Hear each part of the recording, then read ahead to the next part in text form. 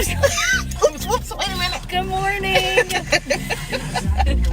Oh, I wonder who caught that. No, I don't think anybody. Okay. I don't know. The replay watchers might catch it. I don't know. Happy Saturday. Good morning. Whew. It's cold out here tonight. 30 degrees it says. Oh my gosh. Okay. So, Welcome to episode 17 of Drive. We think it's 17. it is. I went back and looked at everything. Did you? Are we 17? I changed everything. Oh, so we were wrong off. somewhere, and we fixed it. Okay. So See this is how we let go of perfection we do. and embrace authenticity. So this is great. This is episode 17, and we are excited to kind of get started today. I don't know if excited is the right word, but we'll talk about that. We're anticipating it. We are definitely anticipating it. Want to start out this morning with a little bit of a disclaimer. So we'll go a little bit different than what we usually do. Today's episode could be a little bit of a trigger for you if you do experience grief or sadness, as we have in the comments. So just make sure that and also, we also want to make it clear that as we talk about emotions, we do understand that sometimes grief and sadness can go beyond just emotions. Some of us have chemical imbalances. Some of us have deeper issues or clinical depression, things of that nature. So we do understand that, and we just want to give you a resource. This is going to be backwards. It's going to be backwards, but I would encourage you to do a screenshot, and you can figure it out. We've got a smart audience. So Right. So this is the crisis hotline.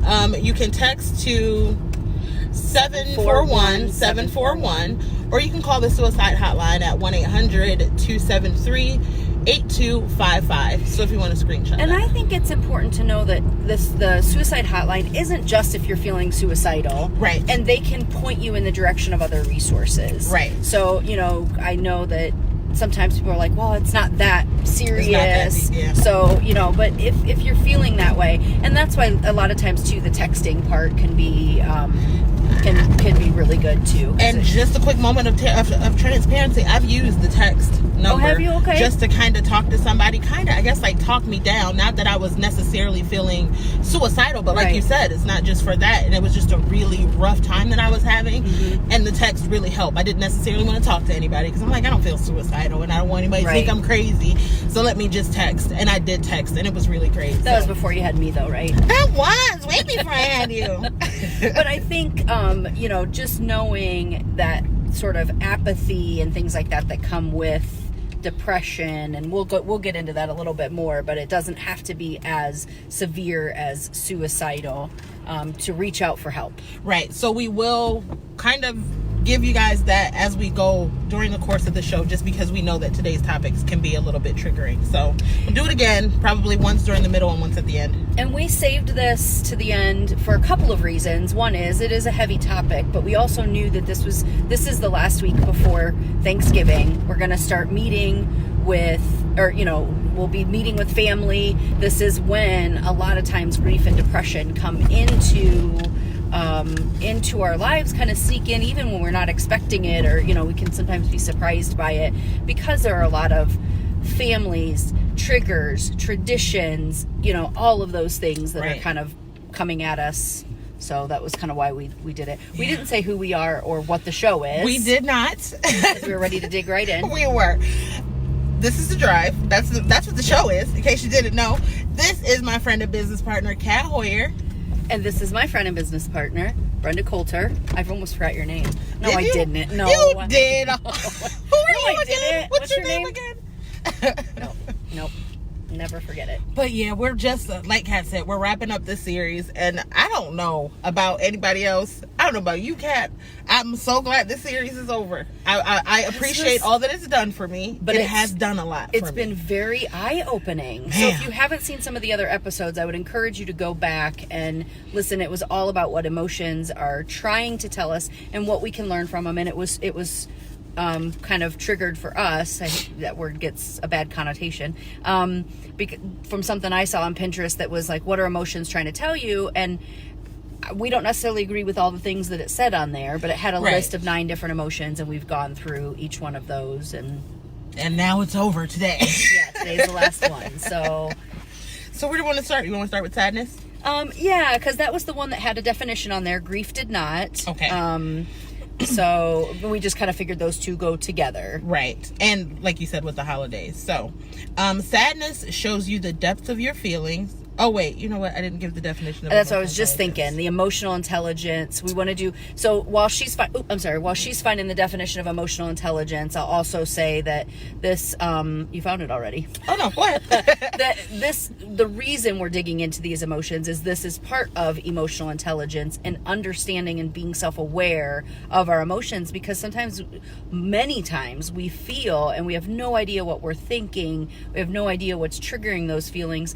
And sometimes we feel out of control with them. Yes, absolutely. So, and we feel like we have to change them. And I think that's one of the things today we can talk about, that even these uncomfortable ones are okay to feel.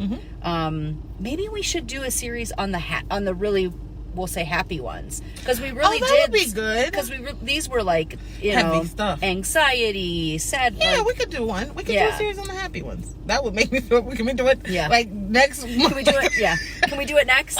I don't know. We'll see. But I think that could let us know what you think too. If that's something that you would like to do, what the happy ones are telling us too, because I think we try to change these, and that's why, as I was researching on my own for this week, there was a lot of talk around that it's okay to feel these things, and it's normal, and how so many of us do things to try to escape these feelings. So that's the whole like disclaimer with emotional intelligence, and what we're doing as our mission with our company is just trying to help people develop their emotional intelligence, because it's just not something we learn in school. It is not. And it's not something that as a society we really have had a lot of resources to figure out how to do. Right. And the reason it's so important is because we found that it is like the keystone to stress less, to having less stress and managing our stress a little bit better as we dig in, understand our emotions, and become more emotionally intelligent.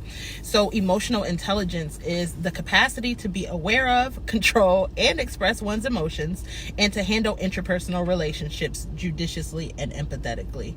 So that is definitely something that I think we all could do a little bit better as time goes on. I don't know who doesn't have room for improvement in some way on that. Right. Even if you're doing really well with it, there's still always, room for improvement. Yeah. Okay, so now we can go into sadness, which it says, the sheet that we found says, sadness shows you the depth of your feeling, the depth of your care for others and this world. I actually agree with that. I do. I don't think that's the full scope of sadness, of course. Right. But so, can you read it again? Well, you know what? Go ahead, because we're at Starbucks again. Sorry, this is our thing now. I'm waiting for you to say cat with a K. Oh. You do. That's what I say. Hi, how's it going today? Good. How are you? All right. What can I start with? We have an online order for cat with a K. What was the name? I'm sorry. That's okay. Cat with a K. Cat with a K. Because sometimes they think. Got a two grande quad Americanos? It is. Yep. Fantastic. Was there anything else with it? Nope. That'll be it. All right. Tom, you'll have that up in the quickly. Okay. Thanks. Thank you. You got dripped on. The Yeah, water I was like, what was that? I thought somebody spit at me. I've been spat at. Spat upon. You got spat upon. Was that from something? I don't know. It's like one of those olden day terms. Probably in an old movie or something. I feel like Ellen said it. Probably. I've been spat upon. How dare you wipe my spittle away? That is from her. That is what she said. Yeah, because she said when somebody is talking and then you get spit on and you're like, should I wipe it away? Will I offend them if I wipe it away? Will they say, how dare you wipe my spittle away? God, which special was that? I don't know the name. You guys have don't watch it with your parents. That's all I know. I tried to do that, and that was a bad idea. I was thinking she was clean. Like no. Ellen has not always been TV Ellen. No, she was not. So she was not, and we shut it off, and everybody was grateful that Everybody was so uncomfortable. Okay. Yes. Okay, you said to read it again. Yes, because I want to sadness shows you the depth of your feeling, the depth of your care for others and this world. Yeah, and I guess it was the care for others in this world. So maybe it is this world part, because I think sometimes we care about topics. So that's where this world would fit in, I think. Because, I know right now with and I'll just say it. I mean, we don't want to go into politics, but this political climate, people care. And that's what I try to step away from which side people are on, and see how much they care about what it is they're saying. And so I think that can be part of it. Are you cold? Yeah. Okay. It's cold. It dropped down to 29. But no, I agree with you, and I think that because the political climate is so impactful, and we're seeing it all day, every day. You're whether live on it's Facebook. in the news You're or live on Facebook. Ooh, YouTube thinks. Whether it's in the news or it's on social media, it's something that we are enduring all the time, like experiencing politics and the fallout behind politics and how it affects the climate of the entire country. There's a lot of just overall sadness, and I think grief when we get into that, but there's just a lot of overall sadness. So yeah, like you said, the world, I think that's what I was play. So but I mean, I think sticking to it does tell you what you care about, or it tells you what other people care about. And here's the thing, anytime that you watch our show or talk to us, I think the first and foremost, or read our posts or any of those things, the first thing to do is look within yourself. And that isn't always, that's how to become self-aware. And like we were saying, that's the pinnacle of, or not pinnacle, but the keystone of all of it. So is that an article? I don't know, it sounds really good though. Keystone. In the article?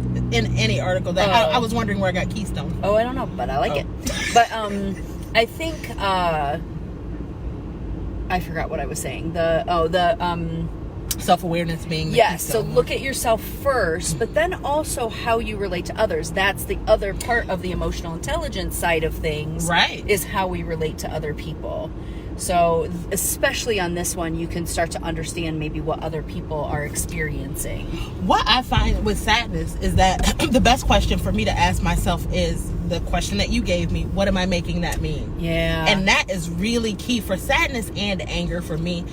But of course we talked about that with anger, but with sadness, when I ask myself, what am I making that mean? And I go inside of myself and figure out, okay, what is this person saying contrary to what I'm hearing?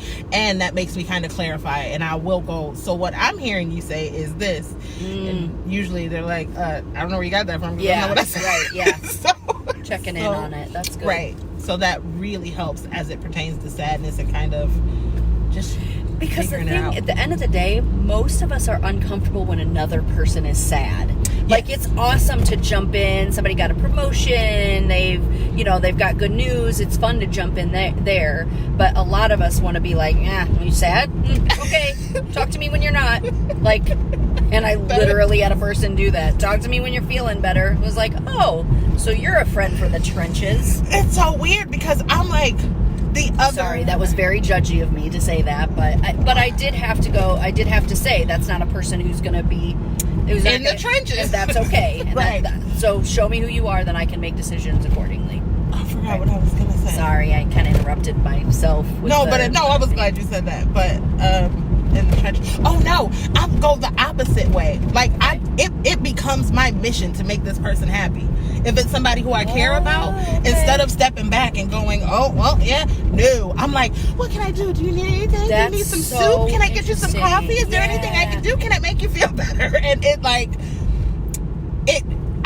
have to find my balance because it can become daunting if it's somebody's own. If they need to go through their own process, yes, maybe? If they need to deal with their own roads. Right. And it's not really for me to try to fix, but yeah, I immediately go into let me fix it, let me help you feel better mode. And I'm I used to be a total avoider. Really? Like when somebody lost a loved one, I'm like, I don't know what to say, so I'm not going to say anything. And I'm better, I'm way better at that now. But it's still, I'm also comfortable being uncomfortable. So that's made a big difference for me. That is a big difference because you're no longer, like you said, trying to get away from that feeling, and now you don't kind of mind sitting in it. Lisa Bechtel said, yes, that's the hardest to do at times. I had to consciously listen to my response to others because what was coming out in tone may be completely different than what they heard. Absolutely. And I wonder could we do that? Could we say if we're experiencing some type of misunderstanding, this isn't necessarily going down the lines of sadness, but just in general, if we are experiencing some type of disconnect, we could take it upon ourselves to say, I feel like there's a disconnect. What are you hearing? I just want to make sure that what I'm delivering is what you're hearing, and doing it in a way that you're going to honor what they're hearing and not be defensive toward it. That's a great way to handle that. That is I want to do good. that. Can we get in a fight so we can do that? No. Okay. We can do it when we fight with somebody else. I thought about it. She like really considered it. Like, nah, I don't want to do that. I don't think that's good. But no, I'm thinking so it's so funny. This is going to become a steer session in a hot second. But so what happens so let's say you do that. Yeah. You go, what are you hearing? Because that's not what that's not my intention. That's not what I'm saying. Yeah. And the other person still doesn't. They're like, I don't care. That's still what I hear. Like, is that when you retreat and go into, well, you know what? I apologize. Like, do you apologize at that point? Well, I mean, it's up to each person on what they do, but to say, because and this I do see a lot when people are sort of more arguing their stance, right, versus trying to understand where the other person is coming from, and that is super normal. It is, and very frequent. So what emotionally intelligent me would do is not necessarily what amygdala hijacked me would do. Right. But emotionally intelligent me would say, you know what, I don't know that we're going to come to an agreement right now or an understanding right now, because you don't even have to agree, but to civilly agree to disagree is a way to sort of move on from where you are there, and then decide, maybe even together, is this something we want to come back when we're not quite as emotional and discuss it again, or is this something we just move past? And that might be something, depending on the relationship. So this goes way back to the healthy boundaries and where you want that relationship to be. If it is someone that you want to resolve that issue with, then I think you would have that discussion and come back at a time when you're not so hijacked. And I think that it does still tie into sadness, because it can create a sadness in you when there is a discrepancy, or you know what I'm saying, you're having differences with somebody that you really love and care about. So having that tool to be able to go in and do that, like, I completely agree. And I don't know if it's because I confirmed that I handled the situation properly that I was talking about, but I feel better about it. I feel like I handled it properly, which ultimately will help with that sadness, because it's like, okay, well, maybe again, we just kind of view things in a different kind of light, and that's okay. And like you said, agreeing to disagree for me is the key, and not in a condescending kind of way. It's like genuinely, we see things, we see the world differently. We've had different experiences. There are reasons that we believe what we believe, and they really are valid. As much as it's hard to go, how on earth can that person be valid in what they're feeling? Right, that right there is the key for me. Just understanding that it's so important. But like you said, it takes a degree of emotional intelligence, and I think that might be a little bit advanced in a way. Lisa Bechtel said it's super normal. Agree to disagree, or realizing, do you want peace or to be right? Kat believes you can have both. I do. She said, I think it depends on the relationship or subject. You're right. Like you said, it goes back to healthy boundaries. What do you want to happen in this relationship moving forward? And do you want to just take the L? Do y'all know what take the L means? It's just taking a loss. I know. But it's like, can I just tell you, this is the second time this week you have used some type of a sports terminology that I've been like, and I watch this stuff, and the one you said, I said call an audible, and she was like, call it what? What is an audible? She's like, you watch football? I'm like, yeah, I watch them score. I watch them get tackled. I watch them beat each other with helmets. That's what I do. Oh, God, don't start that. I'm sad about that. Is Scott on here? Oh, God. That's a sadness we could talk about. Oh, definitely. No, let's not. It's very, it's still too fresh. It's too soon. Terry Dunn said, Terry Dunn Parsons, sorry, boo. She said, I often feel disconnected with people I talk to and try to explain, but I still have issues trying to get them to understand. It's good to agree to disagree without getting upset. Yeah. I think I'm not going to filter because I know you and I love you. But I think that, for me, when it came to being misunderstood, I came to a point to where I always wanted people to understand, but do you get what I'm saying? Do you hear me? And it made me like push. And the conclusion that I came to is that they don't have to understand it, but if they love and care about you, then they will respect it. So I have had people who have come to the point to where they're like, no, I don't understand. from, but I respect your feelings. Yes. So I won't do that anymore, or I won't say that anymore. And that became key for me instead of wanting to be understood. Kind of goes back to what Lisa was saying too about being right. Do you want to be right or do you want to be happy? And that's what I know in my marriage, that was one of the things I did was like it was that I wanted validation. I wanted that person to validate my feelings, that person being my ex. I wanted him to validate, like, I understand how you're feeling. And that just was never something that happened. And it wasn't until much later that I realized, like you said, I don't need that to happen. Right. Like I don't, and that's even still difficult because I've had people go, because don't belittle it because you don't understand it. Like, don't act like you're accepting it as a means to do me a favor. Like, okay, fine, I get it. I get what you're saying. And it's like, no, I don't need that either. I don't need that kind of a condescending response. I just need you to respect that this is the way that I feel, whether you understand it or not. And let me know what you're going to do with it so I can set my healthy boundaries. Right. Yeah, for sure. So, I'm going to ask you this question. Not rehearsed, so sorry to put you on the spot. And I haven't even thought of my answer on this yet. What makes you sad? A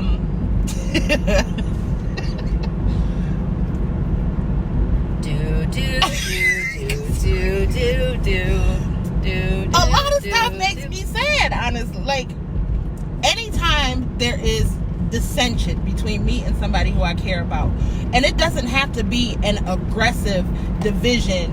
It could be a difference of opinions that we haven't got squared away yet. We haven't gotten to that point. So anytime that I know that somebody I care about feels a way about me, that makes me really sad. And that in and of itself makes me uncomfortable, because of course, why should what somebody else thinks make me sad? That's where I start going with that. But it's like, I don't know. It's how I am. I just don't feel good about it. It makes me really sad. No, and I think that's good to know, because that's where, for me, I'm like, I don't care. Not that I don't care.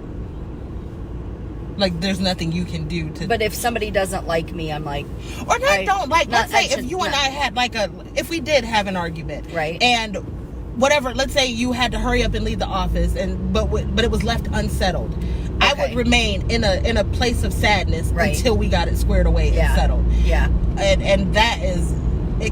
that can be a very difficult thing, because it completely disrupts my spirit. So it's something that I'm constantly working on, and always, because I can be completely disrupted, not sleeping, not because I need to get this situation squared away and need some type of an understanding between myself and this person I care about. Right. Even if that understanding is, holla back, I don't want no dealings with you anymore. I just need some kind of clarity. Wait, so I thought holla back isn't like call me? It can be. So, but holla back can be go and don't come back. Oh. So you ever hear somebody be like, hallelujah, yeah, holla well, back, I know. I ain't no holla back. In that song, it was kind of like, don't. Oh. You know what I'm saying? We'll talk about it another time. I'm lost a little bit. That's all I know of it. When you said it, I was like, holler back, but be gone or something. I was like, all the time. Oh my God, these are so funny. These are where our conversations disconnected. She's like, wait, I thought that meant, what was the one the other day that I said it? And you were like, I thought that meant something else. I don't know, it's probably something inappropriate, so I won't even try to figure it out here. I don't know, but I did say, you better say it. Yes, you did. You finally got to say it. It was in the appropriate time. It was, oh my God. Then there was like, what is that called in football where you celebrate too much? Unreasonable celebration or something like that. What is that? What's that? Is Charles on here? You celebrate too much. And he said it was too soon when we made the joke. Lisa said sadness can cause grief feelings, right? Yes. And that's why we put these two together. That was why She did an awesome segue. You did. Thanks for the segue, Lisa. We love you. High five, Lisa. Hold on one second. I'm going to go into... She said, I believe some people cannot honestly find those boundaries because they haven't done the work. We need to understand we can't change or force someone to understand or like you or like you. That's okay. Right. Yeah. And that's a... There's a quote. Of course, excessive celebration. I knew it. I knew he'd know. Okay, so the quote that comes to mind, because I think in quotes, is confidence is not... you're gonna like me. confidence is I'm going to be okay even if you don't like me. Yes, that's my so I favorite quote think right that's where, that's where I am with like not caring. It isn't about that I don't care what people think, because I do. Otherwise I'd come on here. Otherwise I wouldn't have taken a shower before I came on here and done my hair and makeup. That's true. Well, sometimes I do it for me, but mostly I do it for you. For y'all, all for y'all. So, but I do think that, there's even healthy boundaries in how much you care about what somebody thinks. But should we go into some of the grief we wrote down, or grief? Because I think sadness, especially during the holidays, can start to become overwhelming, and like Lisa said, it can lead into grief. And I think it's important to note that anything can cause this. It doesn't have to be the loss of a loved one. I think that's where we automatically go, someone died. That's where grief comes in. Right. I realized I went through, and other people do, I went through the grief stages with my divorce. I went through grief stages when my pet died. I went through those grief stages when I lost my job. So those are all things. Any change, right? Any dramatic change in someone's life, and I guess it probably doesn't even have to be super dramatic, can trigger sadness and grief. So what we'll do is really quick, as we said, some of the topics that we're discussing today can be a little bit triggering, and we do understand that sometimes sadness and grief is a little bit beyond just feeling emotions. Some of us have chemical imbalances, some of us have other disorders and issues, clinical depressions and things like that, to where these conversations might be a little bit helpful, but you may need to go a step further. So we want to give you, it's backwards, but if you screenshot it and figure it out, there you go. So you can call, or you can text the crisis hotline at 741-741, or you can call the suicide hotline at 1-800-273-8255. I did that backwards, girl. Okay, do you hear me? You did good.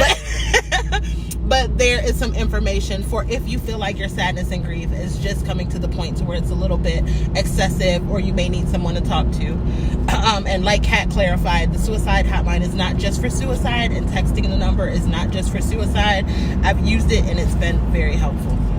It's a resource, and they can help you point you to other resources. So Terry Dunn Parson said, I'm getting to that point of confidence that I try not to let my sadness turn into grief. That's really good. That's very important. Lisa said, boom, there are so many things. I think she's talking about the way she transitioned. Alan said, morning, ladies. Thanks for the shout out and support. You're both very kind. Yeah. You're welcome, Alan. Your life deck's awesome. It's so cool. It's so cool. You guys, if you, I don't have it with me today, but I brought it last week. Alan's life deck is so cool, and love it. Right. Okay. So go back and watch that episode, and his information for the life deck is under last week's episode. I believe it's livingintentionally.me, if that's right, Alan. If it's not, please, either way, put your link in there. Yeah.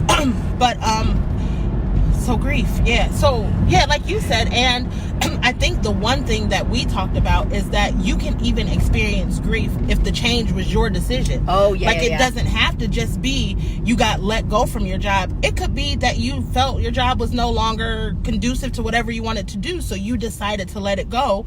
My example that I always use was a relationship that I decided to end, and I talked to the guy, and he's like, what are you so sad for? Like, why are you crying? You broke up with me.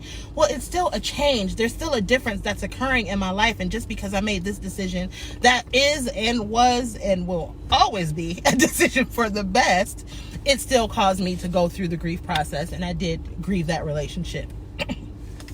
So yeah. Sorry, I was like lost. You weren't even listening. I was. Well, because when you said it'll always be the best decision, I was like, I was trying to figure out who it was and what it was. And you've brought it up a million times because it's part of one of our workshops that we do. Who it was? You haven't. So that's what I was like. Do I know who that is? And I'm going know through. Who it is, okay. So that's where I was going. I did. You were like, you weren't even listening. I was listening. I was just like, I've only heard it 100 million other times because you do it during the workshop. So I didn't need to listen to that part. It's so funny. So yes, when it comes to, I think that's the thing to understand about grief, is that nobody can decide how, where, when, or why grief occurs for you. Yes, it's such an individual process, and I think just really getting in touch with what we're feeling and what it means and all of that kind of stuff, and allowing it, because the discomfort comes when we're trying to fight it. Like, and I'll just tell a quick story. I don't want to go into a whole lot of detail on it because I got to tell you more about it anyway. But my son was feeling some, we'll say, sadness yesterday, some overwhelm and that kind of stuff. And, you know, he's 14, but which means he's super hormonal. I was going to say emotional. Yeah. So, you know, and I was like, buddy, it's all right to feel all these things. You're like, I'm not going to ask you to not feel, you know, what he was feeling, because he was sad. He was, and it was his decision. Interestingly enough, it was his decision. And I said, it's okay. And I said, how, you know, what can I do to best support you in this? And it was just kind of leave me alone for a little bit, and not in a mean way, but just let me go in my room. And I said, okay. And you know, and we have guests in our house right now. So it was like, I do need to explain to them kind of what's going on without going into a lot of, and he's like, I don't want them to know. And I said, I understand, but we also have to be hospitable, and, you know, so I went into a little bit of detail with it, and, you know, so anyway, but it was about allowing that feeling and not fighting it. Right. And giving him the space to do that, and then letting him know. And we'll probably talk about it a little bit more. You know, this is the joy of having a mom as a life coach, where you're like, he's probably like, just oh my stop. God. Just Leave me alone. But I think it's important during those times, because I'm very much one of those people. A lot of the times, if I'm feeling grief or sadness, I need to go away and I need to process for a while. But I think that the people who I do care about see it as a reflection on them. Oh, like if I say I just need time to myself, I think what a lot of people hear is, I don't want to be around you. Oh, and it's like, that's not what I'm saying. I'm saying I need some time to myself. And what do you do? Your time to yourself, because I don't know if you saw this yet, but the 5 stages of grief, that first one says something different. I found something different, and I love it. Okay, let's see. On the, Okay. 5 stages of grief and loss is 1, denial and isolation. So denial's always been what I've seen, right? But isolation. So, and that's why I wanted to bring that up, because I think there's a difference between being alone, so that for me, my alone time is so that I can process, so that I can gather myself, so that when I do, you know, like, it isn't isolation. Right. So is there a difference? And I've done both. So, you know, it's whether it's healthy or not healthy. So right. So I think of whether, because no, isn't that so this can go like 2 different ways, because I think even isolation, if that's what you need, but just not for too long a period of time. Like sometimes I do want to be alone. I don't want to think. I just want to pull the covers over my head and lay there and cry for however long I need to cry. Okay. And then I still want to be alone so that I can think it through. And that, so I think even isolation if that's something that you need to get it out, because for me that would be a purge. Okay. Like, remember we talked about purging last week? Yeah. For me, that can sometimes be a purge. Turn signals are helpful. They put it on at the last possible second. Like, oh yeah, I'm turning.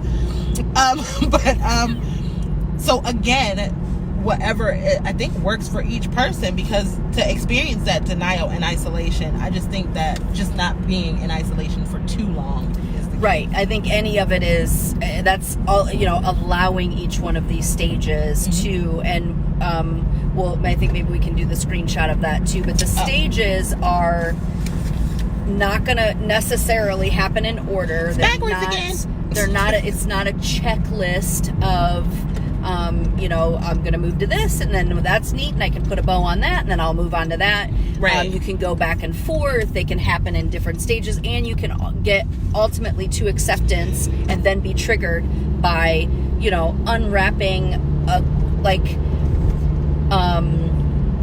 Christmas ornaments. You know, can you imagine like opening a Christmas ornament that came from somebody that you love that passed that year and being triggered, and you're like, man, I thought I dealt with this. You have dealt with it. You have a trigger, and it's okay. So the 5 stages are denial or isolation, anger, bargaining, depression, and acceptance. So as Kat said, I mean, sometimes we kind of float between one or several of those at a time. It just kind of depends. And but I think understanding the steps, don't forget screenshots backwards, but understanding the steps for me has been a catalyst in how I deal with them and how I handle them, and being able to go, okay, you know what, think I'm in denial right now, so let me figure out exactly what it is. Let me write out whatever. You know me, I write out everything. Let me write out exactly what the truths of the matter are, and that kind of helps me through that process. You know what I mean? So it helps me to figure out what I need to do in order to come out of that stage and either move on to the next, or my grief process is over. Right. I think too, the asking yourself, what can I learn from this, is a really, really good one too. Alan just said they don't happen in order, and it's not one and done. Grief continues, but it should evolve. I love that part. It should evolve. It should change the way that it looks. Should look totally different after a while. Yeah, I love that. And I watched a TED Talk this week that was about, it was a woman who had lost, in 1 year, she had lost her husband, her grandfather, her husband, her father, and had a miscarriage. Oh my God. The miscarriage was before the husband died, so I better say that part too. I was going to say, yeah, but I guess she had a whole bunch of other problems. She had a lot of other things too. But she was talking about how when she said you don't move on, you move forward. So you don't move past it, you move forward. And it's like with the memory of that person. And I know for me, I have a very different outlook on, like when someone passes, I really do feel like I remember my brother's wedding, and I totally get it. I definitely am not discounting what my mom was experiencing, but she said, I wish my dad could be here. Right. And in my mind, I thought, he's got the best seat in the house. You know what I mean? Like, I really do. I feel him with me a lot. I feel, all my grandparents with me. And so I think it's a different perspective, and it's not to invalidate hers, but I think for me, like growing up, I had an unhealthy avoidance when it came to grief. Like, my mom was very I'm going to use the word stoic only because I know your mom. Yes, stoic, very stoic. So it would be very much. I mean, people die. What are you going to do? Right. We're born to die. From the moment somebody's born, they're going to die. So I mean, I don't know. You get over it. The universe decided that it had something better for them, and they're gonna. And I'm like, yeah, but it still doesn't feel good. And it kind of morphed into me, which I think might still have been a little bit unhealthy, but I don't know. It worked for me during that time. It morphed into me wondering, when I would start to feel the grief of the loss of a loved one, I would go, okay, how is my day-to-day life going to be impacted by this person not being here anymore? And I would find peace in, okay, I mean, I only talk to him like once a month, so I mean, do you know what I mean? So it's like I would go into that, and I'm like, okay, so I'm not that impacted by the fact that they're not here. And now I have a more healthy view of what it means to lose a loved one. I mean, it's healthy for me. It works for me. So now I allow myself to grieve, and but I understand it in a different way. Like understanding my emotions and knowing the most impactful death that I've had, because this was after that growth point to where I would avoid it, was the death of my father. And we were not close when he was alive. We barely talked at all when he was alive. And now we probably have the closest relationship that we've ever had, because I'm like, and I think it's a little bit weird, because I mean, I can make our relationship what it feels like in my heart now, and I don't have to, do you know what I mean? It's not based on his behaviors anymore. Well, and I also think in your grieving process with that, you were able to find a lot of lessons in what you and your dad experienced, and you were able to I don't know if it's redefine, but really, I guess kind of redefine it. I developed a new understanding of it. Yes, though, there you go. You know what I mean? I developed. Because I don't want to be like you just put made up blinders on, and it wasn't a new narrative. It was the same. It was the same thing, but I developed a better understanding about why he was the way he was, why we related the way we related, and what it was supposed to mean for my life. Like what that experience with him was supposed to teach me. So it was. And now he's one of your greatest teachers. And absolutely. And he always was, but in a different way. Oh, yeah. In a very different way. So, these people with expensive cars, just, geez, oh, Pete. That other one was a car like that, too. Sorry. They're like, move your little punch buggy. Get it out of my way. I have a Honda Fit. It's They call my car a punch buggy. It's the same. It's a Ford Fiesta. So they look just alike. It's hilarious. Our little cars. Oh, sorry, flipped coffee on you. Didn't mean to. How dare you? Don't wipe my spittle away.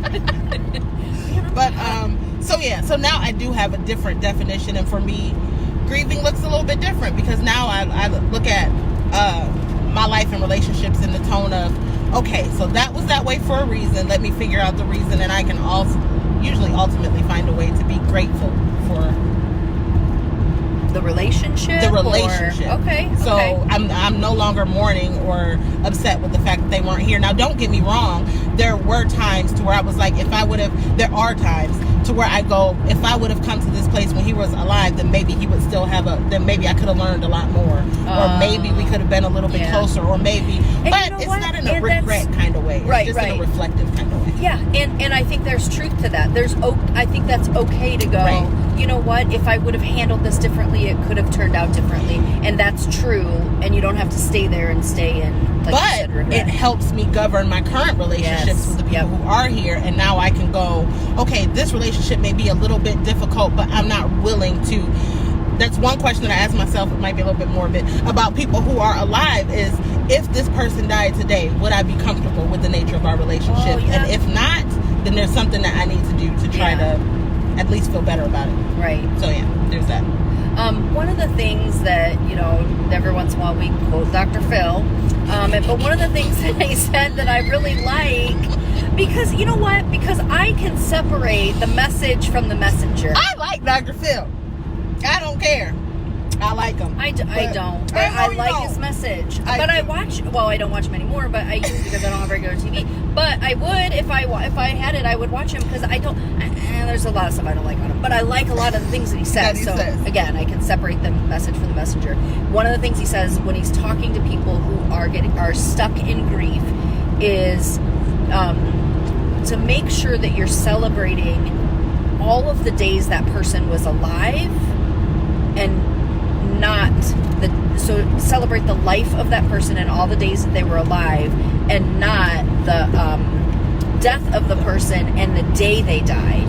Right. Because so much emphasis on that one day instead of the oh wow, that's really good. And I think that's something, and it depends on the relationship. That might not work for every person, but I liked that advice for, people that tend to, like, again, for me, it feels good to say versus I wish they were here to I'm glad they can see this. Oh, wow. You know what I mean? Right. So, wow.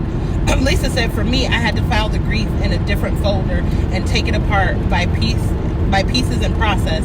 I work on finding the life lessons and then moving forward. It's when we stay in that spot, we don't grow for the new relationships, right? And she's laughing at how you said Dr. Phil. She said you were hysterical, dripping with sarcasm. Right? She's always judging Dr. Phil. And I like Dr. Phil. Yeah. I think it's the whole, do you want to be right or do you want to be happy? You just don't like that he says that all the time. He does say that a lot. I don't think those are mutually exclusive. I think it's just about one thing about him that drives you crazy. There's a lot of things. When he says, I'm the least judgmental person you'll ever meet, I'm like, no, not true. One thing that I'm going to say also about, I'm not going to filter. I know. I'm going to tell you guys. I'm like, she's filtering. I'm going to tell you Should guys. I tell her not to filter, or should I encourage the filtering? I'm going to tell you guys that I'm not going to filter, but what I will tell you is that this might make some people feel uncomfortable or feel like it might be a little bit disrespectful. Woo, I can't but I wait. don't think it is. I think another thing that's helpful when you consider the loss of a person, I think when we lose somebody, we tend to go, oh, they were a great person. They were wonderful. They were great. Remember all the times that person who now may be gone, but they were a complete asshat. Yeah. Like that. And they may not, like, even people who we weren't really that close with, oh my God, they were so, and it's like, are you really mourning the person as they were and who they were? Or are you mourning because it seems like it's right for you to be mourning because a life was lost? Which is, I mean, we're not mourning, but grieving, because I think those are different. mourning and grieving are different. Right. So I'm like, because I think you mourn the loss of any life, but I think you grieve people you actually liked. Well, but okay, so people you actually care about or had some kind of impact on your life. Okay, so I thought about that. Mm-hmm. I thought about the fact that when someone passes, that we often sort of sugarcoat. Yeah, or even, yeah, we'll just say sugarcoat. Well, because I was going to go into a whole bunch of other stuff that wasn't necessary. Like sometimes people are like, oh, they come up with, I met him one day at McDonald's and he would let me go and cut in line in front of me. He was the nicest guy ever. I knew him. Well, it wasn't even that, just that they claimed to know people. But anyway. So my question is, because I thought about that, when people, I'm not even sure what I want to ask here. When you are sugarcoating someone's life, is that just another form of figuring out the grieving process for that person? I think it can be, but what I think my point is, for me, is that some people, I don't want to find myself grieving for people who I could mourn and move on, because I think you mourn and you kind of move on, and I think grief, like we've talked about, is kind of lasting, it's evolving, it's changing. Right. I don't want to find myself grieving over somebody who I can mourn and get on with my life with, because I will mourn the loss of any life. I don't want, you know what I mean? If anybody's gone from this earth, I'm like, that's a horrible thing. I feel sorry for their family. That's something that I wish people didn't have to experience. And I think that's mourning, and then I'm done with it. But I don't want to have to go through the grief process with every single person who I've ever met in life who may pass away. Yeah. So. Yeah. I don't know. You look like you had something to say. Yeah, because I just had a huge epiphany, and I don't know if I should bring it up right now, and it has almost nothing to do with this. So this route that we've been taking,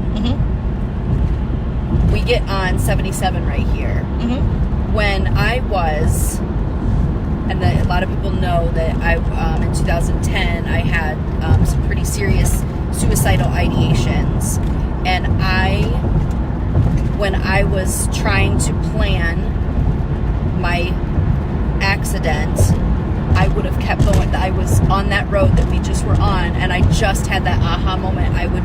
If we would have gone straight, those curves that I talk about, that I was trying to figure out how to drive off and make it look like an accident, those were there. That's, if we would have kept going, that's where those curves were. And I just had this whole thing of like, we were steering around that big. Whoa. I know. So that's why I was like, oh, do I bring it up? Not that this isn't already a super depressing topic, but thanks a lot, Kat. Just to lighten the mood a little bit. Talk about your suicidal ideation. Oh my gosh.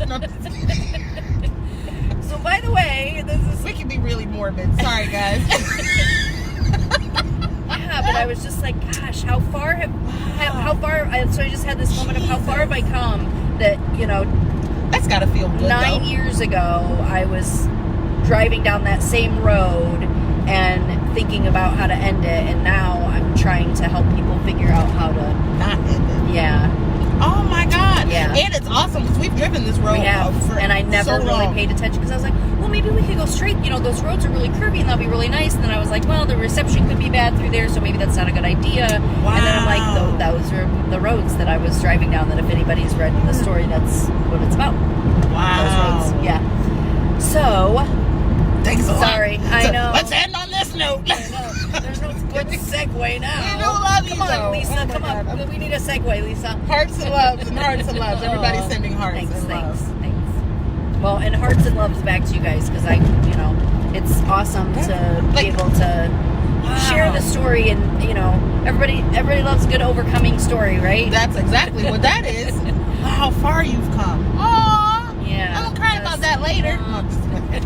Don't fight it. Just let it come. No, I've already cried on this show. I'm not crying on this show again. Oh, yeah, you did. Oh, Charles said, wow, praise God, you're still here, doing so much to be a vessel of God, letting his light shine through you.